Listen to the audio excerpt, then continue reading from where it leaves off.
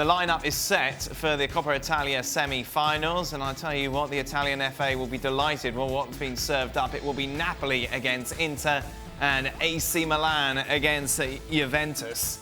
Of course, those games available on ESPN+. Gab, for Inter, they just did enough today. Yeah, they did enough against a Fiorentina team who, have had a little bit of a bounce of late under Iachini. But it's a bit of a statement from Conte, given the way they kept dropping points so far. But I think we should also point out that the format of the Coppa Italia is geared entirely towards the big teams because, of course, in the quarterfinal stage, whoever finished, it's like the opposite of Spain, whoever finished higher the year before gets to play at home. And that's a big advantage, and that's why it's not a coincidence we get these four in the semi-final. Let's just remind you how things stand in the league at the moment. Juventus 3 points clear of Inter, according to the bookies, defending champions, as you would expect, 5-2 on. Inter, meanwhile, at threes. Gab, it's the first time really we've got a chance to talk to you about Christian Eriksen and how much of a game changer he is to Inter's title ambitions.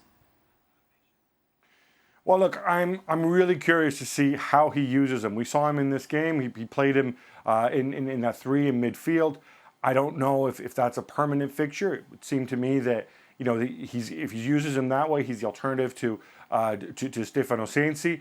But of course, you can also use him as a second striker. I think Eriksen's there to provide quality on set pieces, to provide good deliveries when you've got a guy like Lukaku and center backs like Godin, Skriniar, and De Vrij. That's really important.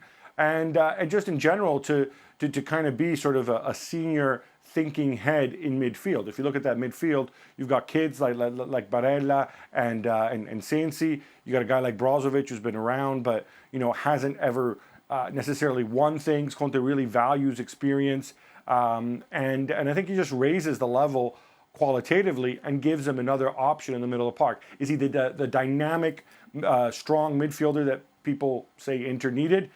Probably not. But I think what this does is this takes alibis from others and will force others to step up and say, so that Eriksen can say, hey, I got the quality, got part of the game. You guys provide the quantity and the running. Meanwhile, what a 12 months it has been for Krzysztof. Pjanic, of course, made that switch to Milan, was exceptional. The second half of last season has not replicated that so far this campaign, and he won't. Well, certainly not with Milan, because he's off to Hertha Berlin, Gab. Yes, Jurgen Klinsmann picking Krzysztof Piatek. I think Milan can, frankly, I think they can count themselves lucky. They're getting back, I think, 26 million euros. It is a loss, but again, in paper terms and accounting terms, it probably nets out.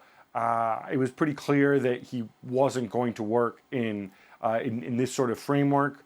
And, with Ibrahimovic there, with Leao there, I think the idea is to get through to the end of the season, reload. His transfer value was only going to decline if he wasn't playing. And so I think they're pretty happy that they got this amount of cash back from him.